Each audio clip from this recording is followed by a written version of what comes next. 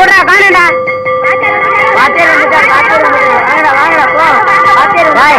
வாத்தியார் வந்துட்டாரா? போண்டா.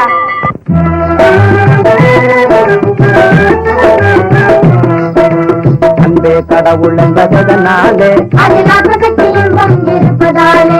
அன்பே கடவுள் என்பதனாலே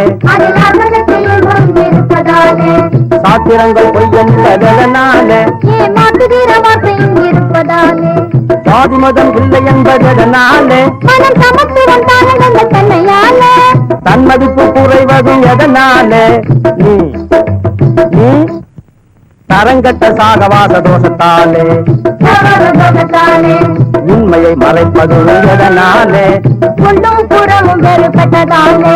புத்தகம் படிக்கிறது எதனாலே எண்ணெழுத்து கண்ணென்பது அன்பே கடவுள் என்பதனாலே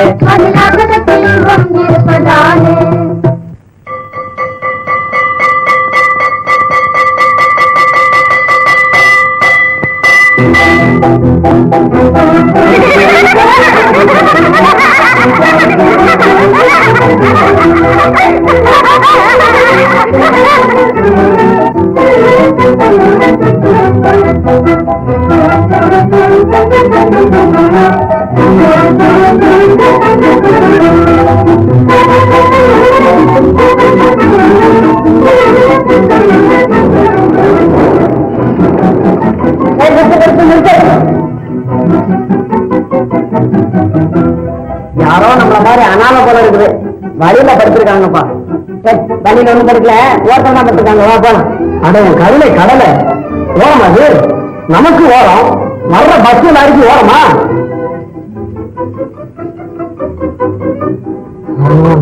மூச்சு இருக்கு. ஆசிரியத்தை கொண்டு போவோம். அனாவசியமான காரியத்தில் தலையிடக்கூடாது ஐயா உத்தரவு. கஷ்டப்படுறவங்களை கொண்டா உதவி செய்யணும்னா ஐயா உத்தரவு. ஐயோ பாவம், கற்பிணி மாதிரி இருக்குடா. பூக்குடா. சரி சரி கூடா. ஐயோ மழை வரும் போனீங்களா?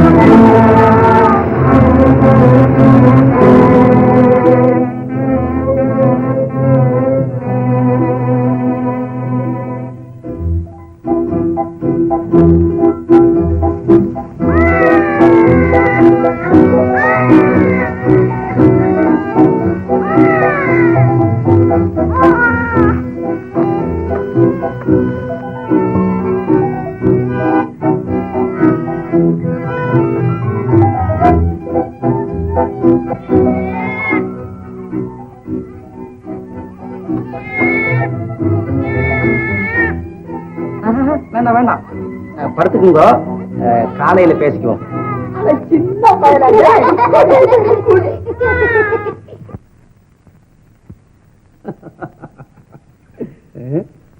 சுத்தமான மனத்தோட சூது வஞ்சகம் பொறாமை நிறைஞ்ச இந்த உலகத்துல எதை பத்தியும் கவலைப்படாம வந்து பிறந்துட்டேன்.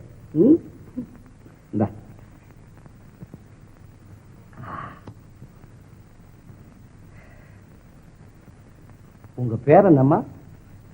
ராதா. ராதே, உனக்கு ஏம்மா இந்த கதி வந்தது? ஐயா, கண்ணீரால் எழுதப்பட்டது என் கதை. அதை கேட்டா நீங்க வேற கவலைப்படுவீங்க. கவலைப்பட்டு கவலைப்பட்டு தெளிஞ்சவம்மா நான். சும்மா சொல்லு. எனக்கு சொந்த ஊரு ஸ்ரீவைகுண்டம். ஆனா அதுதான் எனக்கு நரகமா மாறி போச்சு. நான் ஒரு விதவை. நானும் எங்க அம்மாவும் வயத்து பிழப்புக்காக தோசை சுட்டு வித்துக்கிட்டு இருந்தோம். திடீர்னு எங்க அம்மா இறந்து போயிட்டாங்க. நானே அந்த தோசை கடைய தனியா நடத்திட்டு வந்தேன். ஒரு பாட்டு வாத்தியாரும் ஒரு அத்தர் வியாபாரியும் தினம் என் கடைக்கு வந்து தோசை சாப்பிட்டுட்டு போறது வழக்கம். ஒரு நாள்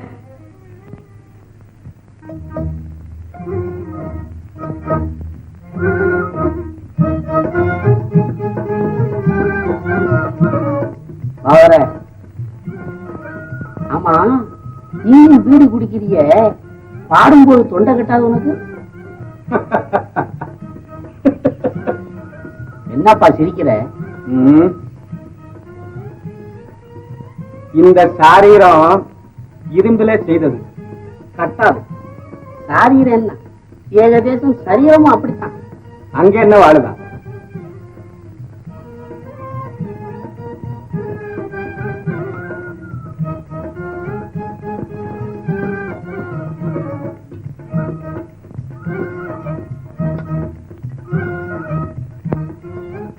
காப்பி போடட்டுமா?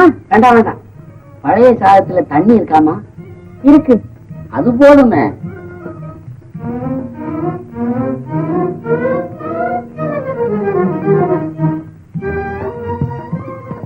சம்மதிப்பாளா? 100 கீழே ஒரு தொகை சொல்லு. 99. 99% சம்மதிச்சிடுவா. டெஃபினட். வரதா? என்னமோப்பா நடக்கணும். இதவேதான் தங்க விக்கிரமமாக இருக்கிறார். மஞ்சள் இல்லாத முகம், ஆஹா மந்தகாசமாகத்தான் இருக்கு. குங்குமம் இல்லாத நெற்றி, அதுவும் அவள் அழகை குறைக்க முடியவில்லை. அப்பா பாகவதா, கொஞ்சம் மிச்சம் வச்சுக்க. ஏன்னா அவ வந்து அள்ளி வீச வேணாம்.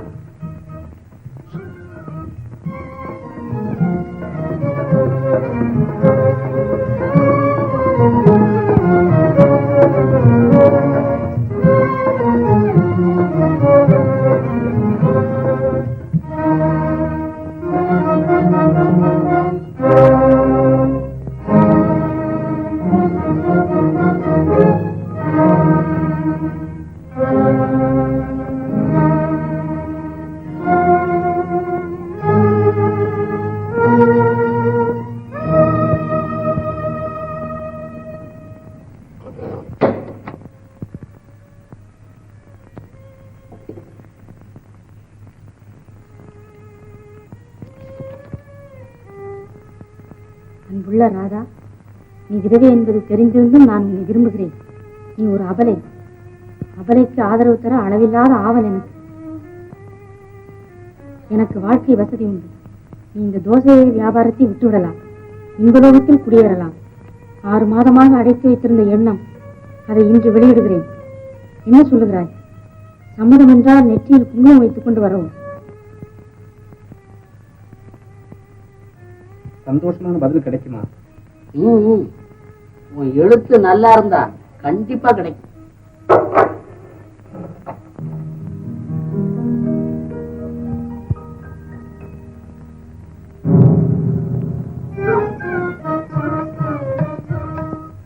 ராதா,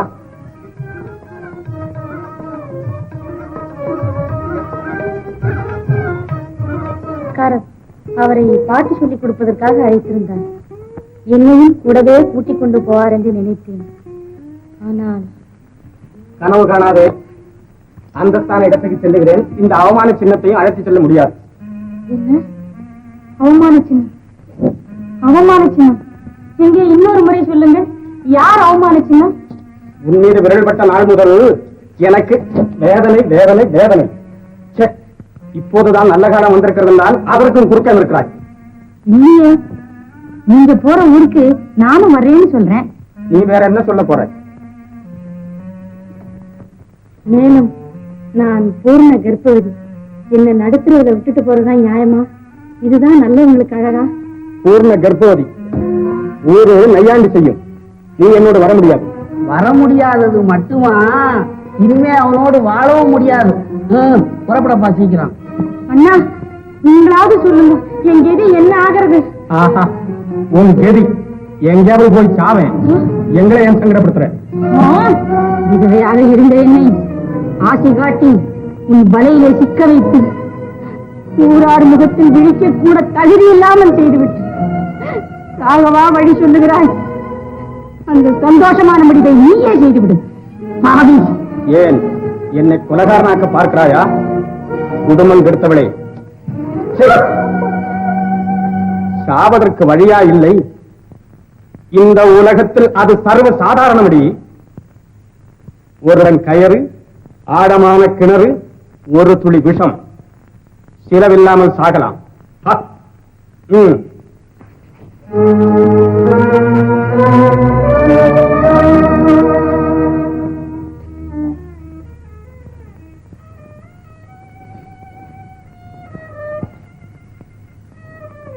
ஆம், ஒரு முழக்கயறு, ஆழமான கிணறு, ஒரு துளி விஷம், நல்ல பரிசு. மனமுடைந்து வீட்டை விட்டு வெளியேறி நடந்து நடந்து இந்த ஊருக்கு வந்து சேர்ந்தேன். இதற்கு மேல் நடந்தது உங்களுக்குத்தான் தெரியும். அதே உன்னை இந்த கதிக்குள்ளாக்கின அந்த பாவி எங்க இருக்கிறான்? பாவியனும் படுபாவி, பாவியனும் படுபாவி, இவன் பாவியனும் படுபாவி, இவன் என்ற பார்மேல் நாமம் பெறாமலருளின்ற நானே உன் அடிமையே, நானே உன் அடிமையே. நாமனத்தோடும் ஞானோதயமே, நானே உன் அடிமையே, நானே உன் அடிமையே.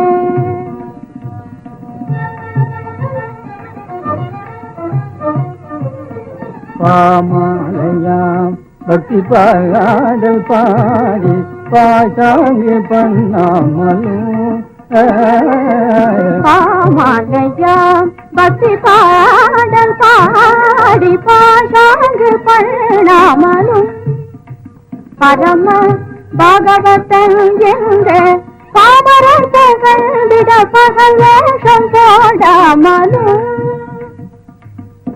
ஏமாற்றி பொருள் சேர்க்கும் இதயமில்லாதவனே, ஏமாற்றி பொருள் சேர்க்கும் இதயமில்லாதவனே, இந்திரன் சந்திரன் என புகழாமலும். இந்திரன் பரமா, இந்திரன் என்ன பாட்டை நிறுத்திட்ட? என்னங்க சிரிக்கிறீங்களே? அது சொல்லவே சொல்லாது. ஏன்? சந்திரன் யார் தெரியுமா? குமாரிக்கு புருஷனாக போறவன். ஓஹோ, அப்படியா? அப்படியானா வார்த்தையை மாற்றிக்குவோம். இந்திரன்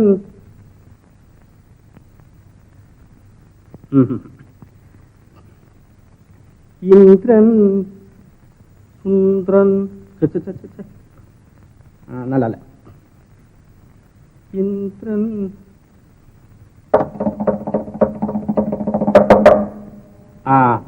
சொல்லு. இந்திரன் கசகம் என புகழாமலும், இந்திரன் கற்பகம் என புகழாமலும், எளியவர் எவர்களும் இன்னல் பெறாமலும், எளியவர் எவர்களும் பெறாமலும் இன்பமான பணியுமே ஜெயம் ஞானமே நீ உதவி புரிநானே உன் அடிமையே நானே உன் அடிமையே. வாரும் வாரும் உட்காரு. வாமா உட்காரு விஜயா. அடா உட்காரு. ஏன் விஜயா, ஊருக்கு போயிட்டா நீ எங்களை எல்லாம் மறந்துடுவே போல இருக்கு. விஜயாவை விடாப்படியே கூட்டிக்கிட்டே வந்துட்டீரு, அதனாலதான் சொன்னபடியே வர முடியல, மன்னிக்கணும். பரவாயில்ல பரவாயில்ல. இப்ப என்ன 10 நாள் கணக்கு எழுதாம பாக்கி கிடக்கு, அதெல்லாம் உட்கார்ந்தேன்னா ஒரு நிமிஷத்துல எழுதி முடிச்சுடுவேன். என்ன பாகர? என்னது? ஓ பேஷா. பாகவதர, இது யார் தெரியுமா? நம்ம கணக்க பிள்ளையுடைய மகளா? நீங்க ஒண்ணு மகளாவது, அவருடைய இளைய தாரம். ஓஹோ, இவர்தான் என் பாட்டு வாத்தியார், பெரிய பாகவதர். கணக்கு பிள்ளை, விஜயாவும் பாட்டு கத்துக்கிட்டுமே. அவ பாட்டு கத்துக்கிட்டு எந்த கச்சேரிக்கு போக போறா? கச்சேரிக்கு போகத்தானா பாட்டு? பெண்களுக்கு எல்லா கலைகளும் தெரிந்திருக்க வேண்டியதுதானே. அது கலையில தான் ஆரம்பிக்கும், அப்புறம் ஒரு நிலையில நிக்காது. அசட்டுத்தனமா பேசக்கூடாது. விஜயா விருப்பத்தையும் கேட்டுடுவோம். ஏன் விஜயா, உனக்கு இஷ்டம் தானே? ஏன் சொல்றேன்னா, நம்ம குமாரிக்கும் ஒரு துணையா இருக்கும். அது சரி, குடும்ப பெண் சங்கீதம் கத்துக்கிறதுல குற்றம் ஒண்ணும் கிடையாது. ஆமா, என்ன நான் சொல்றது? ரொம்ப சரி. விஜயா பாட்டு கத்துக்கிட்டா கணக்க பிள்ளைக்கு கலப்பா இருக்கும்போது காம்போதியில ஒரு பாட்டு, தூங்கும் போது நீலாம்புரியில ஒரு தாலாட்டு, காலையில எழுந்திருக்கும் போது சும்மா இருக்கு. அதெல்லாம் நீ ஒண்ணும் சொல்ல வேண்டாம், பாகவதற்கு தெரியும் எப்படி எப்படி சொல்லி கொடுக்கறதுன்னு. அப்போ கணக்கு பிள்ளை, நாளையில இருந்து விஜயாவும் சரி படி. அரிதரிது மானிடராய் பிறத்தல் அரிது. நிறுத்து. மானிடராக பிறப்பது அரிதல்ல, பிறந்த பிறகு மனிதனாக வாழ்வது அரிது. தாமோதரன், எல்லா பிறவைகளையும் விட மனிதன் உயர்ந்தவன் என்கிறார்களே, எதனால்? அது நான் சொல்லட்டுங்களா? சொல்லு. மனிதனுக்கு மனம் இருக்கிறது. சபாஷ், நன்றாக சொன்னாய். மனம் உடையவன் தான் மனிதன். அதோடு கொஞ்சம் புத்தியும் இருக்க வேண்டும். முன்காலத்தில் எல்லாம் மனிதர்களுக்கு மனம் அதிகமாகவும் புத்தி சுருக்கமாகவும் இருந்தது. அதனாலே வாழ்க்கை தரம் நன்றாக நடந்தது. இப்பொழுதோ புத்தி அதிகமாகி மனம் சுருங்கிவிட்டது. அதனாலே மனுஷன் நேசம் மறைந்து விட்டான், நேர்மை இழந்து விட்டான், ஒருவனை ஒருவன் பகைவனாக கருதி சந்தேகிக்கிறான். இது கொடுமை. இந்த நிலை மாற வேண்டும். குழந்தைகளே, இதற்கு மனத்தையும் புத்தியையும் சரிசமமாக வைத்துக் கொள்ள பழக வேண்டும். மனம் அதிகமாக உடைய ஒரு சிலரின் கதையை சொல்லுகிறேன், கேளுங்கள். செத்தும் கொடை கொடுத்தார் சீதக்காதி மறைக்காயர். ஐயா, நான் போய் வரட்டுமா? தலைவனை கொண்டு போய் தம்பிகை கொடுத்து விழுதனை பெற்றுவா என்றார் குமணன்.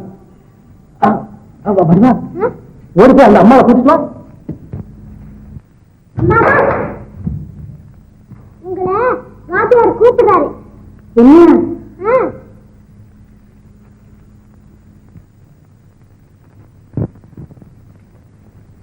அதே, நீ எங்க போகிறாய்? ஐயா, இந்த பரந்த உலகத்துல இந்த அனாதைக்கு ஒரு இடம் கிடைக்காமையா போகும்? கிடைச்ச இடத்தை விட்டுட்டு புதுசா தேட போறியா? நீ எங்கும் போக வேண்டாம். இங்க இருக்கிற குழந்தைகளுக்கு ஆதரவா நீ இங்கேயே இருந்தது. நிஜமாவா? பின்ன ஐயா நான் பொய்யா சொல்லுவாங்க? பேரே மெய்கண்டாரு. நீ போடா, நீ எங்கும் போக வேண்டாமா, போ போ.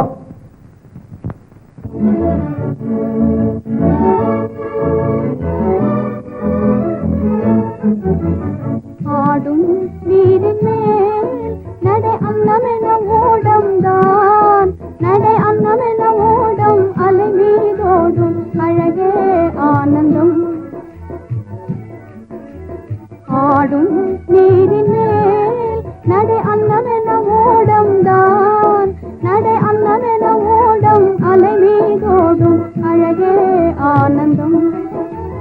நீடும் இன்ப செல்வம் என்றும் நீ என் சொந்தமே.